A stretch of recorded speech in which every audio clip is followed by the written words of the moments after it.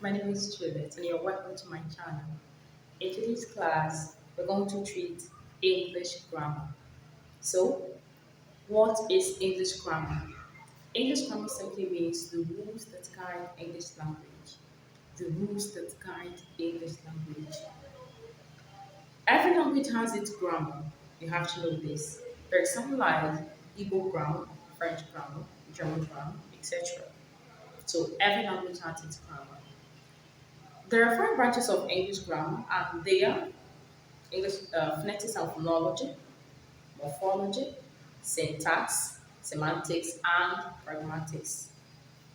Phonetics and phonology, morphology, syntax, semantics, and pragmatics. Phonetics and phonology is that branch of grammar that is interested in the sounds of a language. If you say, if you see eat and you call it art, phonetics will mark you wrong based on the sounds that you pronounced. Morphology as a branch of grammar.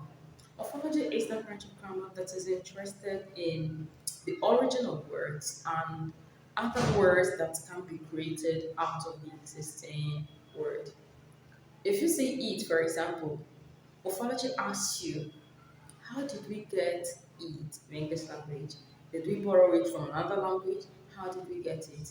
And beyond that, morphology asks you, are there other words we can create out of it? That is it. Syntax as a branch of grammar is interested in the arrangement of words to form meaningful conversations, to form correct sentences. Now, if you say eat, for example, uh, morphology will be interested in the origin of eat and words we can create out of it. But syntax will be interested in where did you place it in a sentence? You understand? Every sentence is made up of words. Now, each of those words must be arranged correctly for that sentence to make sense. That is what syntax is interested in, the arrangement of words to form correct sentences. Semantics is a branch of grammar that is interested in meaning of words, phrases, sentences, and beyond. Semantics is interested in meaning. If you say eat, semantics asks you, what is the meaning of eat? Uh, Pragmatics is that branch of grammar that is interested in language in use and the context in which it is used. Language in use, and the context in which it is used. If you say a word, for example, you know that context can contribute to meaning. That is what pragmatics is telling you. Under pragmatics, we have two types of meanings. We have connotation and denotation. Denotation means dictionary meaning or literal meaning. Connotation means uh, connotation means contextual meaning or associated meaning. Contextual meaning is the meaning that context gives something. Associated meaning is the meaning derived from the context too. So a word may mean something in one context, and in another context, it will mean another thing. That is pragmatics for you. Here is an example. Let us use mother as an example. Now, every branch of grammar is going to react to mother. Let us see how the branch of grammar reacts to mother. Mother, phonetics and phonology asks you, how do you pronounce mother? If you say mother, phonetics tells you you're wrong. Tells you that the correct pronunciation is mother. That is it.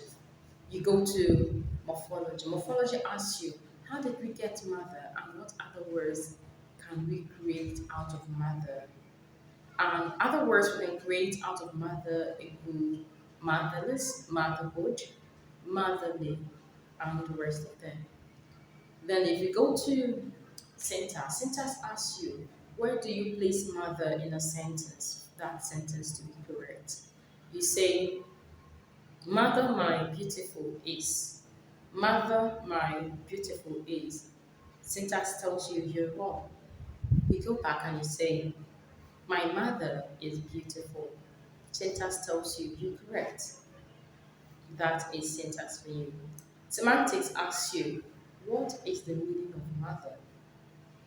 And you go, mother is a woman in relation to her child or children. Is what a woman is in relation to her child or children. Pragmatics tells you, pragmatics reacts to mother. When you say, I miss my mother, everybody understands it to be the denotative meaning of mother, the woman who gave birth to you. If you say, Catholic Church has mothered so many churches, that is connotation. That is connotation. Catholic Church has mothered so many churches. Catholic Church is not a human being, cannot carry pregnancy. You understand? But it has mothered so many churches if you think about it. So that is connotation. That is the end of today's class. And if you got any value from watching this video, please do me a favor by subscribing. And it's going to go both ways because it will allow you when we post our next videos. Thank you.